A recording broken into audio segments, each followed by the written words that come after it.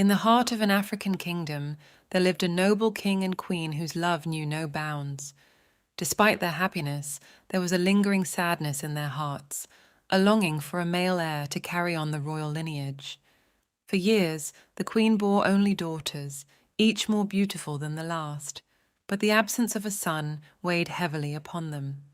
Fearing that the king would take another wife to secure a male heir, the queen sought solace in the depths of the forest, where whispers of magic and mystery awaited.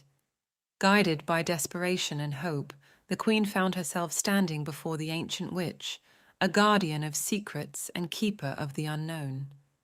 With a heavy heart, she poured out her tale of longing and sorrow, hoping for a glimmer of guidance. The witch, with eyes that seemed to pierce the soul, consulted her oracles and saw a path forward. With a solemn nod, she handed the queen a small vial of ointment, its contents shimmering in the dim light. "Apply this upon your body whenever you lie with the king," the witch instructed, her voice a melodic whisper. "In 18 years' time, I shall come to collect what is owed." The queen accepted the ointment without question, her heart filled with newfound hope.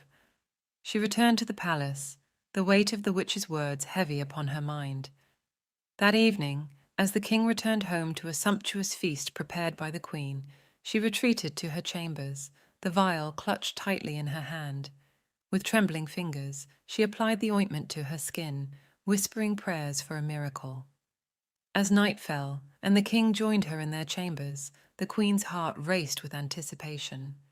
With each tender touch, she felt the weight of their hopes and dreams pressing upon her. Months passed, and the queen's belly swelled with new life. The king, fearful yet hopeful, stood by her side, his love unwavering as they awaited the arrival of their child. And then, on a night bathed in moonlight and magic, the queen gave birth to a baby boy. His cry echoed through the palace halls, a triumphant herald of new beginnings and long-awaited blessings. The king's heart soared with joy as he held his son in his arms, tears of gratitude streaming down his face. And as he looked into the eyes of his newborn heir, he knew that their journey was far from over, but with love, faith, and the promise of a brighter tomorrow, they would face whatever challenges lay ahead, together as a family united in love and purpose. But as the years passed, their happiness turned to sorrow when they realized that their son was not growing as other children did.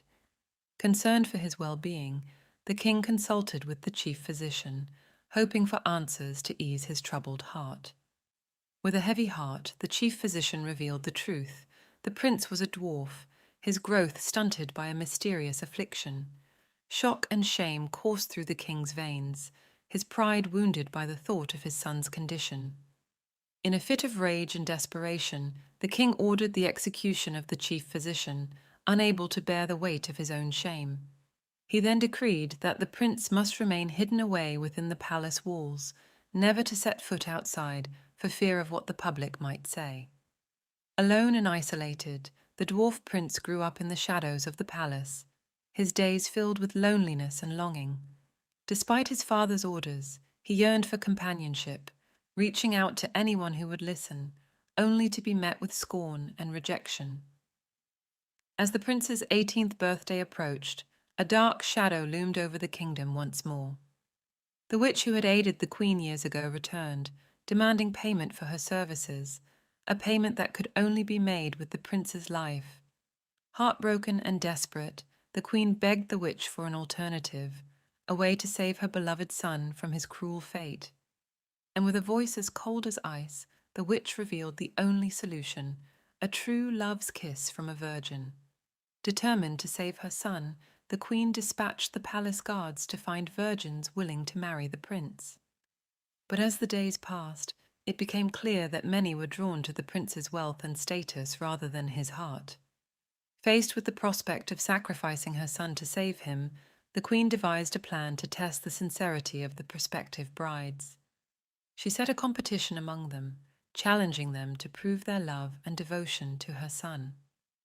As the virgins vied for the prince's affection, the queen watched with a heavy heart, praying that true love would prevail and her son would be spared from his cruel fate. for in the end she knew that only the purest of hearts could break the curse that bound him.